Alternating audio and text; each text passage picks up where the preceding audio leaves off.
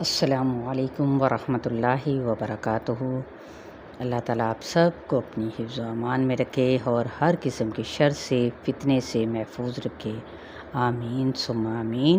رب اشرح لی صدری ویسر لی امری واحلل عقدۃ من لسانی یفقہوا قولی۔ پارہ نمبر 12 سورہ ہود اور آیت نمبر ہے 59 سے۔ اعوذ باللہ من الشیطان الرجیم، بسم اللہ الرحمن الرحیم۔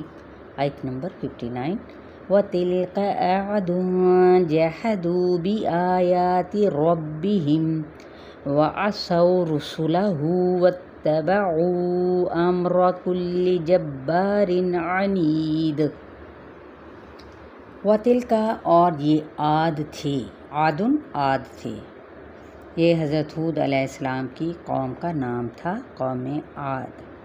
جہادو جیم حادال، انہوں نے انکار کیا، بِآیاتِ ربہم اپنے رب کی آیات کا، اور کیا کیا، وعصوا عین صوتیہ اور نافرمانی کی، کس کی، رسولہ اس کے رسولوں کی یعنی اللہ کی، واتبعوا اور انہوں نے پیروی کی، امرہ حکم کی، کلی ہر، جبارن جبار یعنی ظالم، عنیدن عین نون دال عناد رکھنے والے یعنی دشمن کی۔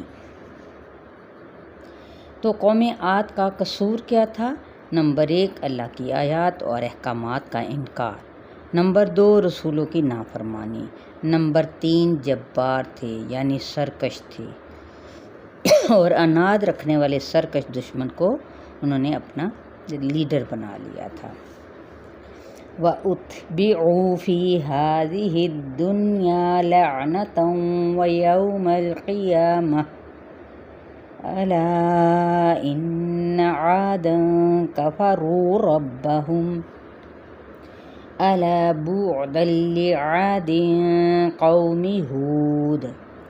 وَأُتْبِعُوا اور ان کے پیچھے لگا دیا گیا، فی هذه اس میں، الدنیا دنیا میں، لعنتاً لعنت کو، ویوم القیامت اور قیامت کے دن بھی، الا خبردار، ان بے شک، عادن عاد نے انکار کیا، کفروا یا پھر کفر کیا، ربہم اپنے رب کا، الا خبردار، بعدن دوری ہے، لعنت ہے، لعادن عاد کے لیے، قوم ہودن جو قوم ہود تھی۔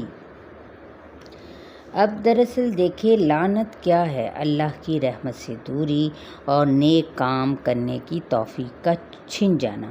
اور ایسا کیوں ہوتا ہے کہ لوگ نیک کام کو چھوڑ کر غلط کو راضی کرنے کی کوشش کرتے ہیں؟ کیونکہ اللہ کی اہمیت تو دیکھیں ہمارے معاشرے میں بھی اتنی جتنی کسی باس کی ہوتی ہے، اس کے آگے چونچڑا بھی نہیں کرتے، ہے نا، ایسا ہی ہے نا بالکل۔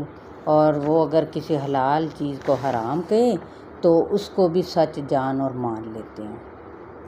تو لہٰذا قوم عاد نے جب اپنے رسول کی نافرمانی کی تو اسے کیا ہوا، جنت سے دوری بھی اور خیر سے دوری بھی، یہ ان کا نقصان تھا۔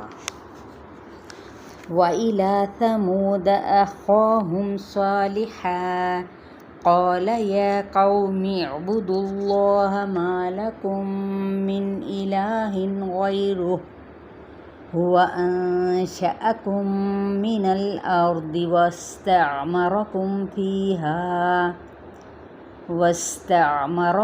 فِيهَا فَاسْتَغْفِرُوهُ ثُمَّ تُوبُوا إِلَيْهِ إِنَّ رَبِّي قَرِيبٌ مُجِيبٌ۔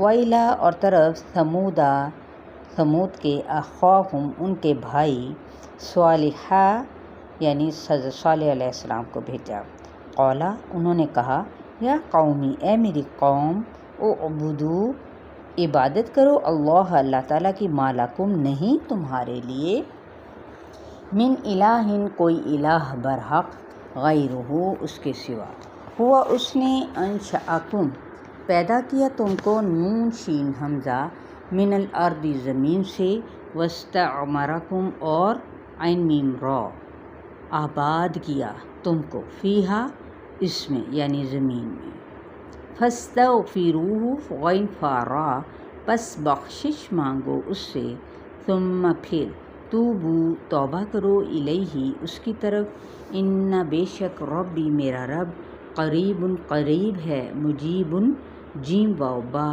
جواب دینے والا ہے۔ اب دیکھیں حضرت صالح علیہ السلام کا علاقہ جون سا تھا وہ حجر کا علاقہ تھا، انہوں نے بھی وہی پیغام دیا جو تمام پیغمبروں نے اپنی اپنی قوم کو دیا۔ تو زمین سے انسان کیسے بنتا ہے؟ دراصل ماں کے پیٹ میں جس طرح بچے کو غذا کی ضرورت پڑتی ہے تو وہ غذا کہاں سے آتی ہے؟ زمین ہی سے تو نکلتی ہے۔ تو دوبارہ آباد کی اب بات کیوں کی گئی؟ کیونکہ قوم عاد مٹ چکی تھی، اور یہ لوگ جو قوم عاد میں سے بچ گئے تھے ان کو بخشش مانگنے کو کہا گیا اللہ تعالیٰ سے، کیونکہ اللہ تو ہماری شہ رگ سے بھی زیادہ قریب ہے، جو کچھ بھی تمہارے دل میں ہے وہ جان لے گا، کیونکہ اللہ تو دل سے ہر خیال اٹھنے والے خیال کو بھی جان لیتا ہے۔